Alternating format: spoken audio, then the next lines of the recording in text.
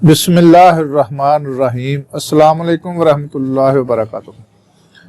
नाज़रीन, मैं हकीम खालिद महमूद नक्शबंदी मुजद्दिदी एक नई वीडियो के साथ हाजिर हूँ और आप सबको अपने चैनल पर खुश आमदीद कहता हूँ।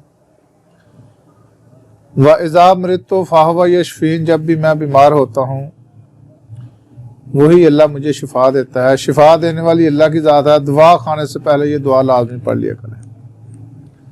नाज़रीन, मेरा मौजू है आज मुसफ़ा खून। खून को साफ करने के लिए ये बहुत ही उम्दा, आला, मुजर्रब, आज़मूदा नुस्खा है। सिर्फ दो चीज़ें हैं,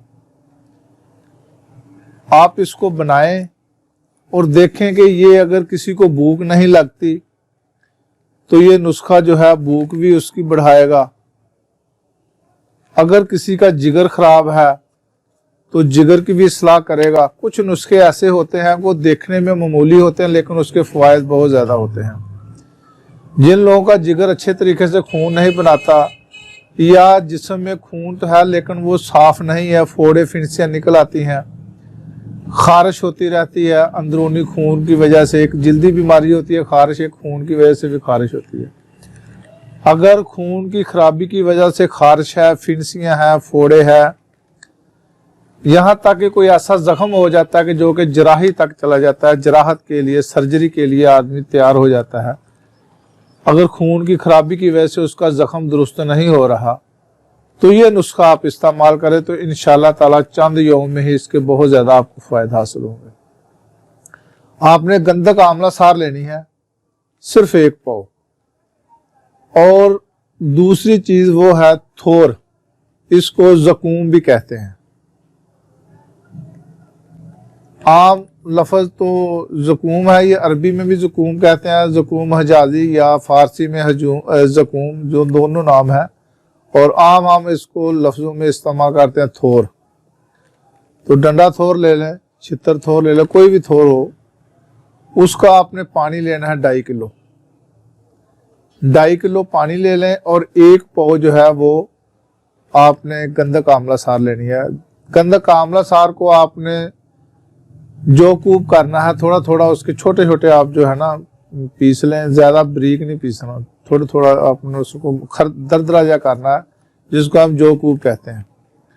तो आप कढ़ाई एक ले लें और उसको आग पर रख दें, और ये जो आपने 2.5 किलो पानी लिया है, आब ज़कूम जो हासिल किया है वो अपने साथ रख ले और नीचे आग जला दें, और थोड़ा थोड़ा जो है ना वो पानी जो है ना ऊपर उसके डालते जाएं, इसको हम चोया कहते हैं।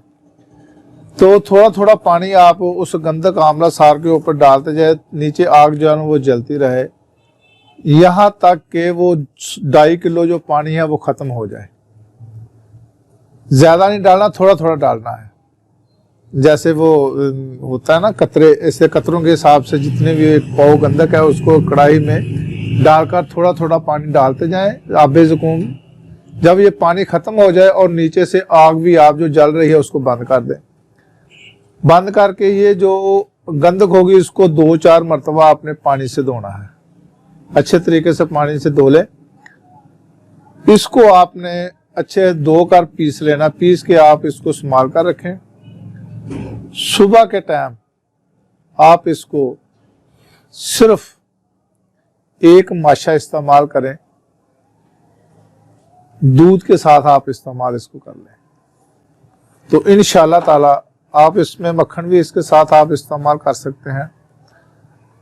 तो दूध कसरत से पिएं तो आपका जो खून का मसला है इंशाअल्लाह ताला चंद यौम में ही ठीक हो जाएगा।